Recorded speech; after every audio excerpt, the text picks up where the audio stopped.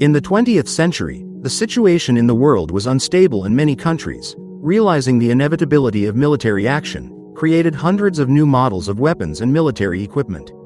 One of the areas was the development of combat underground boats.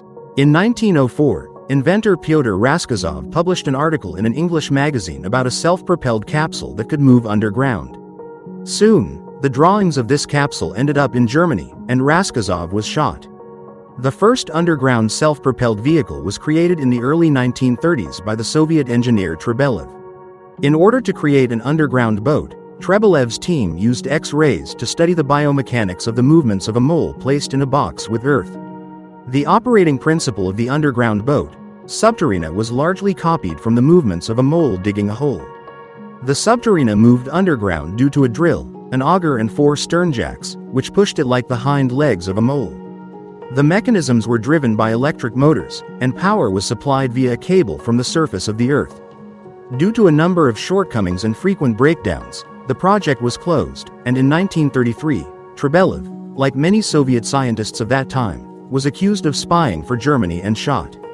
Germany was conducting its own developments in this direction, and in the 1930s, engineer von Wern filed a patent for an underwater and underground amphibious vehicle. The device could move both underwater and underground and was capable of transporting 5 landing party members and 300 kilograms of cargo. The Germans seriously considered von Wern's project for an attack on Great Britain. The underground boats were supposed to cross the English Channel, continue moving underground, and deliver a surprise attack.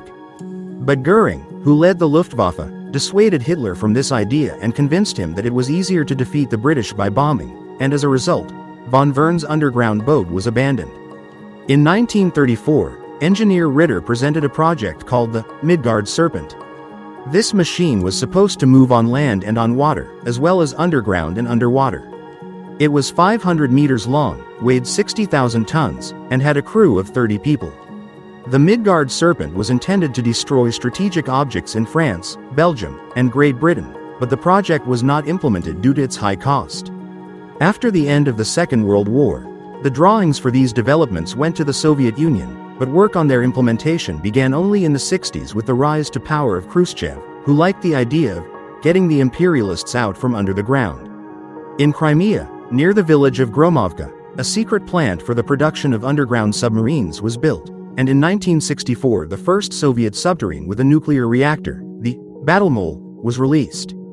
It had a diameter of about 4 meters, a length of 35 meters and a titanium hull, and could accommodate 20 people and a ton of cargo. In the event of an escalation in relations with the United States, it was planned to use submarines to deliver the fighting moles to the shores of seismically unstable California, go underground into the territory of the United States and install underground nuclear charges in areas where strategic facilities were located. When the charges were detonated in the region, powerful earthquakes and tsunamis would occur, which could be disguised as an ordinary natural disaster. The first test of this boat was successful. In a short time it passed through Mount Blagodet in the Sverdlovsk region. However, during the second test at depth, the reactor exploded, destroying the boat and the crew.